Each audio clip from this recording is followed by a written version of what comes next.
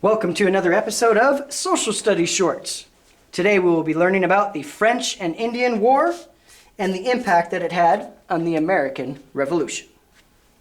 Okay, the French and Indian War. As far as we can tell from history, French and Indian War took place in the years 1754 to 1763.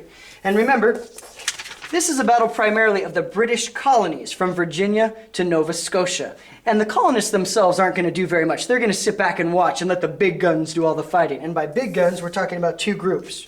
We're talking about the French and the British. Cheerio, let's put another shrimp on the bob. Wait, that's Australia. Cheerio and all. Okay. So we've got the French and the British. Now each one of them are going to employ their own reserves here. We've got the French who use their Native American allies. Notice the French flag and the berets. Okay. And they're going to be fighting against the British and their own allies, different tribes. Notice the Whigs.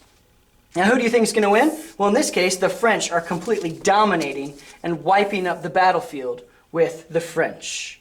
And where are the colonists in all this? Well, I'm so scared. What are we going to do? Oh, wait, somebody else is facing the battle. It doesn't matter anyway.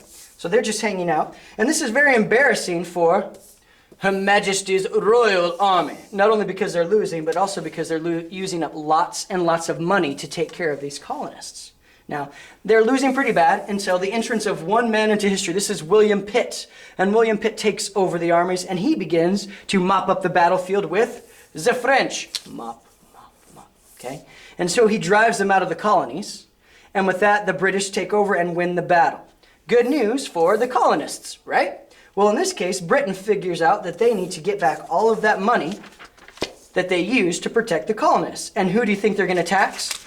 That's right, the colonists that they protected. So very quickly they go from happy protected colonists to angry and hostile colonists because they don't want to pay for the taxes and the other restrictions that the English have imposed upon them, leading up to the American Revolution. But that's not all. In the American Revolution, some of the generals, i.e. George Washington, paid very close attention to the tactics used by the Native Americans in war. For example, guerrilla tactics instead of what the British were usually using, drill and kill tactics. And from that, the American colonists and their Revolutionary Army used that to eventually defeat the British.